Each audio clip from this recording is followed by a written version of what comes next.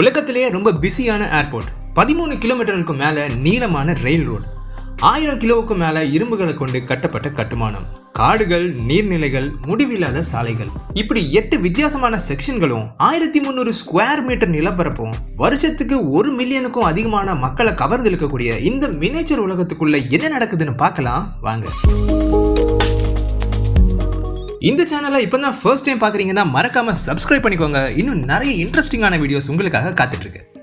இந்த உலகத்துக்குள்ள வந்த உடனே ஸ்காண்டினேவியால ஆரம்பிச்சு ஜெர்மனி, ஆஸ்திரியா, சுவிட்சர்லாந்து, ஆஸ்திரேலியா, அப்புறம் அமெரிக்கா வரைக்கும் சில மணி நேரங்கள்ல போயிட்டு வர முடியும். இங்க ஒவ்வொரு நாளும் 900க்கும் மேல ட்ரெயின்ஸ், அப்புறம் 12,000க்கும் அதிகமான வாகனங்கள் பல 100 மைல்கள் டிராவல் பண்ணிட்டு இருக்கு. இங்க இருக்கிற ரொம்ப நீளமான ரயில் ரோடோட தூரம் என்னன்னு பாத்தீங்கன்னா 14.51 மீட்டரா இருக்கு. அதே மாதிரி கடல் பகுதிகள் 30,000 லிட்டர் வாட்டர் கெப்பாசிட்டி கொண்டதா இருக்கு.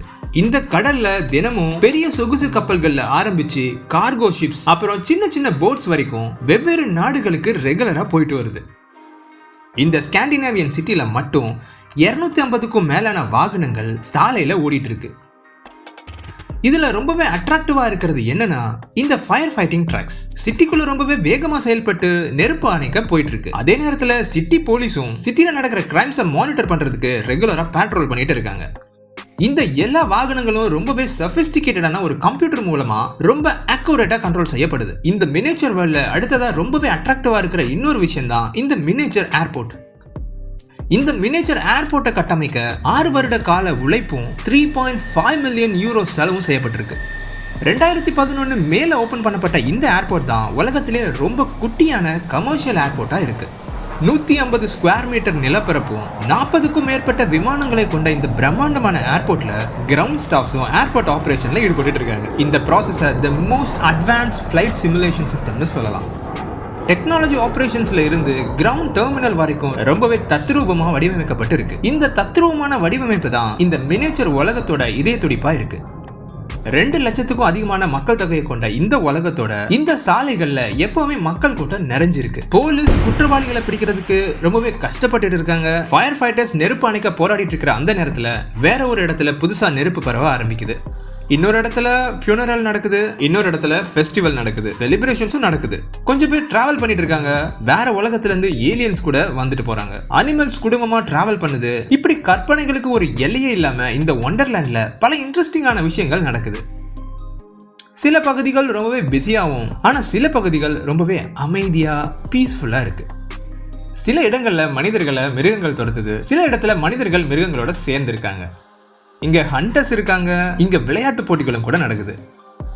இங்க புனிதமான சில இடங்களும் இருக்கு. அதே நேரத்துல சில இடங்கள் அவ்வளவு புனிதமா தெரியல. சில பேர் வாழ்க்கையோட போராடிட்டு இருக்காங்க, ஆனா சில பேர் அப்படி இல்ல. ஒண்டர்லேண்ட் ரொம்பவே வித்தியாசமா, ரொம்பவே யூனிக்கான ஒரு உலகமா இருக்கு.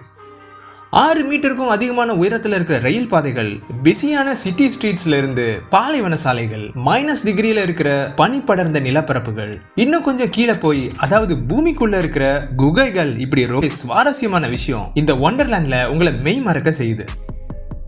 இந்த மினியேச்சர் ஒண்டர்லேண்ட்ல ஒரு பகல் அதிகப்படியா 15 நிமிஷம் வரை நீடிக்குது.